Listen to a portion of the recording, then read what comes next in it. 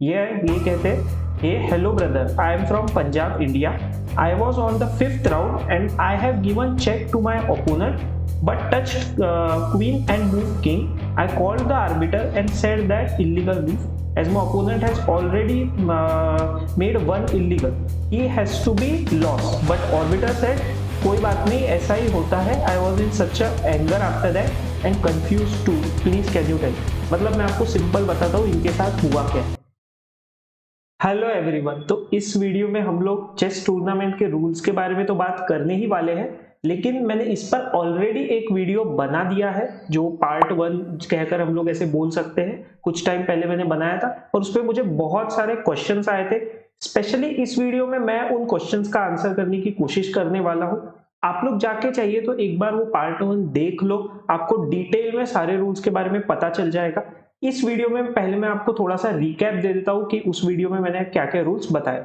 सबसे पहले मैंने बात की है कि जो आपका राइट कॉर्नर होता है ये वाला, वो व्हाइट कलर का होना चाहिए, चाहे आप व्हाइट से खेलो या फिर ब्लैक साइड से खेलो. जैसे अगर ये ब्लैक है तो उसके लिए राइट हैंड ये रहेगा, राइट हैंड का कॉर्नर व्हाइट होना चाहिए. उसके बाद व्हाइट क्वीन व्हाइट स्क्वायर पे होनी चाहिए, ब्लैक क्वीन ब्लैक स्क्वायर पे होनी चाहिए. तो बोर्ड अरेंजमेंट का आपको ध्यान रखना है. फिर मैंने टच टू प्ले के बारे में बताया था, मतलब अगर मैं इस पॉन को टच करता हूं तो मुझे यही पॉन खेलना पड़ेगा, ये कंपलसरी है. मैं एक टच करके दूसरा नहीं खेल सकता, ऑनलाइन वाला हैबिट इसमें यूज नहीं कर सकते. फिर मैंने बात की थी सेम हैंड के बारे में, मतलब अगर मैं राइट हैंड से कोई मूव चलता हूं तो मुझे क्लॉक भी राइट हैंड से प्रेस करनी है, सेकंड मूव भी राइट हैंड से खेलना है, इवन पूरा गेम मुझे राइट हैंड से ही कंटिन्यू करना पड़ेगा. उसके बाद मैंने बोला था कि जैसे स्विस टूर्नामेंट का फॉर्मेट होता है, हर टूर्नामेंट में मोस्टली मतलब जनरली स्विस ही होता है, कहीं कहीं पर नॉकआउट्स भी होते हैं, बट स्विस टूर्नामेंट का ऐसा रूल है कि आपको सारे राउंड खेलना कंपलसरी है. सारे राउंड जब आप खेल लेते हो तो उसके बेसिस पर आपने कितने विन किए, कितने लॉस किए और कितने ड्रॉ किए, उस बेसिस पर विनर या लूजर डिसाइड होता है. फिर एक बहुत ही इंपॉर्टेंट मैंने बात की थी, वो है फोन और व्रिस्ट वॉच के बारे में. आपके पास फोन होना ही नहीं चाहिए. जेब में भी अगर आपके फोन है तो आपको डायरेक्टली लॉस दे दिया जाएगा. आपके हाथ में वॉच नहीं होनी चाहिए. ये सारी चीजें आप बैग में रख सकते हो. फिर इलीगल मूव्स के बारे में बात की थी. इलीगल मूव मतलब अगर आपको सपोज फॉर एग्जांपल चेक है और आपने चेक नहीं बचाया, कोई और मूव खेल लिया, तो वो होता है इलीगल. अगर आप 2 या फिर 3 इलीगल करते हो depending on tournament, her tournament में अलग अलग सिचुएशंस होती है, तो अगर आपने उस लिमिट तक इलीगल कर दिए, जैसे फॉर एग्जांपल 3 इलीगल अलाउड है, आपने 3 पूरे कर दिए, तो उसके बाद आपको सीधा लॉस दे दिया जाएगा. फिर उसके बाद होता है कि क्लेम कैसे करना है. अगर आपको कोई भी चीज क्लेम करनी है, आपको कोई भी चीज का प्रॉब्लम है, तो कभी भी याद रखो कि ये सारी चीजें आपको खुद के ही टाइम में क्लेम करनी है.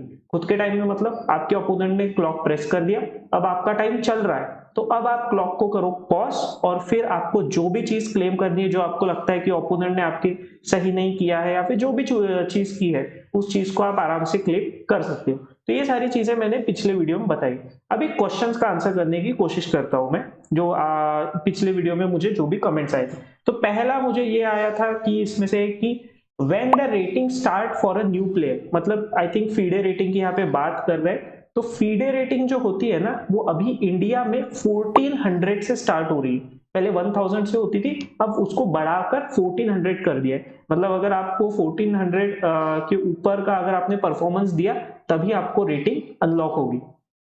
उसके बाद आया है क्वेश्चन, चेस में टीम टूर्नामेंट कैसे होता है. तो टीम टूर्नामेंट का क्या है ना, अभी आप देखोगे तो एक इवेंट भी हुआ था जो है FIDE rapid and Blitz team chess tournament, जिसमें मैग्नस कार्लसन, नेपोनियाची जैसे बड़े बड़े प्लेयर्स ने पार्टिसिपेट किया था. उसमें बहुत सारी टीम्स थी. तो वो 6 वर्सेस 6 टीम का फॉर्मेट था.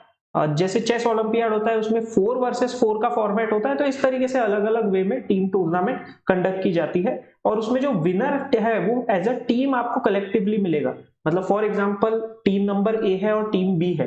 अब उसमें अगर 2 लोगों ने विन किया और 4 लोग हार गए, तो फिर वो 2 लोगों का भी लॉस ही कंसिडर होता है. मतलब ऑन द बोर्ड तो विन दिखाएगा, लेकिन पूरी टीम कलेक्टिवली लॉस हो चुकी है. तो उस तरीके से टीम टूर्नामेंट होते हैं. लोकल लेवल पर अभी ये इतने ज्यादा हो नहीं रहे, क्योंकि उसमें बहुत सारे रूल्स है जो मतलब शायद उसको अच्छे से यूज नहीं किया जा रहा है, वो थोड़े से मैनिपुलेट हो जाते हैं. जैसे मैं अगर कोई स्ट्रॉन्ग प्लेयर हूं और मैं सारे मेरे स्ट्रॉन्ग प्लेयर्स लेकर पहुंच गया, तो मेरा एवरेज ऑलरेडी ज्यादा रहेगा. तो इस तरह की चीजें हैं, तो इसीलिए टीम टूर्नामेंट ज्यादा नहीं. फिर ये एक बहुत ही इंपॉर्टेंट कमेंट है जो मुझे आया है. ये कहते हैं, Hey, hello brother. I am from Punjab, India. I was on the fifth round and I have given check to my opponent but touched queen and moved king. I called the arbiter and said that illegal move as my opponent has already made one illegal. He has to be lost. But arbiter said कोई बात नहीं ऐसा ही होता है. I was in such a anger after that and confused too. Please can you tell? मतलब मैं आपको simple बताता हूँ इनके साथ हुआ क्या है. चेस टूर्नामेंट में इन्होंने दिया अपने ओपोनेंट को चेक, लेकिन ओपोनेंट ने किंग के बजाय पहले क्वीन को टच किया. ठीक है, पहले टच कर दिया. अब टच टू प्ले के अकॉर्डिंग उसको वही खेलना पड़ेगा, लेकिन क्वीन अगर मूव ही नहीं हो सकता फॉर एग्जांपल, तो फिर उसने किंग को खेल दिया. तो इस केस में इन आर्बिटर ने इनको बोला कि ओपोनेंट को कोई इलीगल नहीं दिया जा रहा है, उसके बजाय इनको बोल दिया कि गेम कंटिन्यू करो, और इस बात पे इनको बहुत गुस्सा आ गया. अब यहाँ पे मैं आपको एक चीज बताता हूँ, कहीं ना कहीं हर किसी के साथ ये हुआ होगा कि आपको लगा होगा कि आपके साथ कुछ ना कुछ अनफेयर हुआ है, जो सच है. मैं नहीं कह रहा हूँ कि नहीं होता है, मेरे साथ भी हुआ है. ऐसे बहुत से इवेंट्स हैं, बड़े बड़े प्लेयर्स हैं जो शायद आपको ये चीज बताएंगे कि भाई अनफेयर रूल्स की वजह से उनको लॉस दिया गया, या फिर रूल्स में किसी एक प्लेयर को फेवर किया गया. अगर आपके साथ ऐसे कुछ हुआ है तो प्लीज कमेंट में बताओ, और कहाँ हुआ है, कौन से टूर्नामेंट में हुआ है, टूर्नामेंट के ऑर्गेनाइजर्स कौन है, ये सारी चीजें आप कमेंट में बताओ. तो मतलब कैसे हम लोग ऐसे टूर्नामेंट्स में जाने से बचेंगे, और ऐसे ऑर्गेनाइजर्स के टूर्नामेंट में हमको बिल्कुल भी जाना नहीं है, और बाकी लोग भी इसमें नहीं जा पाएंगे. अब आप सिचुएशन समझो, ऐसे सिचुएशन में करना क्या है. पहले तो जब तक आपका गेम कंप्लीट नहीं होता ना, इट्स ओके. जो आर्बिटर रूल बोल रहा है ना, पहले तो मान लो कि चलो ठीक है, आर्बिटर ने बोला कोई बात नहीं, मान लिया है मैंने. गेम करो पहले कंप्लीट, और फिर जो भी सीनियर आर्बिटर ये वो जो भी रहेगा, वहां जाके आप कंप्लेंट करो कि भाई ये क्या चल रहा है, ऐसे ऐसी चीजें हो रही है, और अगर ऐसे करने वाले हो तो फिर मैं जाके इसमें कंप्लेंट करने वाला हूँ. इतना आप कुछ ना कुछ कर दो, या तो आप धमकी मत दो, कंप्लेंट वगैरह का मत बोलो, बट एटलीस्ट आप अच्छे से जाके सीनियर जो भी वहां पर रहेगा उनको जाके बताओ. क्योंकि क्या होता है ना, बहुत से अनरेटेड टूर्नामेंट्स में ये चीज देखी गई है कि वहां पे जो आर्बिटर होते हैं ना, वो सस्ते में लाए हुए आर्बिटर रहते हैं. ये आपको मैं सच बता रहा हूँ, जिनको खुद को कोई रूल पता नहीं होते, जिनकी खुद की शायद कोई फीडे रेटिंग भी नहीं होती, बस ऐसे ही सस्ते में जो मतलब 100-200 रुपए में काम कर लेंगे कुछ टाइम के लिए, ऐसे लोगों को वो लोग लेकर आते हैं. और ये बात सच है. जो फीडे रेटेड इवेंट होता है वहां पे जनरली सर्टिफाइड आर्बिटर्स होते हैं, तो वहां की बात मैं बिल्कुल नहीं कर रहा. बट ऐसे अनरेटेड टूर्नामेंट्स मैंने बहुत देखे जहाँ पे ऐसा होता है कि उनको खुद को रूल नहीं पता होते, वो फिर दूसरे को बुलाकर लाते हैं, पूरा टाइम वेस्ट, मेंटली हम लोग ये हो जाते हैं, ड्रेन हो जाते हैं, वहां पे मतलब बहुत प्रॉब्लम होती है. तो आप इस चीज को ध्यान रखो कि आप पहले तो गेम के टाइम बिल्कुल शांत रहो, उस बारे में आप ज्यादा सोचो मत. पहले पूरा गेम कंप्लीट करो, कंप्लीट करने के बाद आपको जो स्टेप लेना है लो, लेकिन शांति से लो. ठीक है, तो बिल्कुल अगर गलत हुआ है तो इट्स फाइन. चलो नेक्स्ट क्वेश्चन है कि सर मेरा 20 को ब्लिट्स टूर्नामेंट है, तो उससे मुझे रैपिड रेटिंग मिलेगी या ब्लिट्स, समझ नहीं आ रहा है, प्लीज बताइए. अरे ब्लिट्स है तो ब्लिट्स से रेटिंग मिलेगी ना. देखो रेटिंग्स कौन सी होती है, क्लासिकल, रैपिड, ब्लिट्स. बुलेट वाली रेटिंग्स नहीं होती है फीडे के इसमें. बुलेट गेम सिर्फ हमारे ऑनलाइन खेलने के लिए बनाए गए, तो आपको ब्लिट्स रेटिंग मिलेगी अगर आप ब्लिट्स टूर्नामेंट खेलते हो तो. How to participate in chess competition, शायद ये बहुत लोगों का क्वेश्चन होगा, और इसके लिए मुझे बहुत सारे कमेंट्स आए. मैंने इसके लिए एक स्पेशल वीडियो बनाया है, तो आप ये वाला वीडियो बिल्कुल जाके देख लो कि how to participate in a chess tournament. Can we select our self as white and sit, or we have to call arbiter. नहीं नहीं, ऐसे नहीं होता है. जब भी आपका पेयरिंग रहेगा, जैसे मैं आपको एक टेबल के जरिए बताता हूँ. अब जैसे आप ये वाला टेबल देखो, तो ये एक टूर्नामेंट में से मैंने बस रैंडमली पिकअप किया हुआ है. अभी जहां पे भी यहाँ पे जो लेफ्ट साइड में नाम है, जैसे आपको दिख रहा है शौर्य अय्यर, मिहित शर्मा, अगस्त्य, तो ये जो सारे लोग हैं जिनका नाम लेफ्ट साइड में, ये लोग व्हाइट से खेलेंगे. और जिनका नाम राइट साइड में है, जैसे नित्यांशु आनंद, आराध्य, जिया पांचाल, ये सब लोग ब्लैक साइड से खेलने वाले. व्हाइट ब्लैक आप आपके मन से नहीं बैठ सकते हो, कलर के साथ ये बताया जाता है. अगर आपका नाम लेफ्ट साइड में है तो आप व्हाइट साइड से खेल रहे हो, और अगर आपका नाम राइट साइड में है तो फिर आप ब्लैक से खेलने वाले हो. तो इस चीज को आप लोग याद रखो.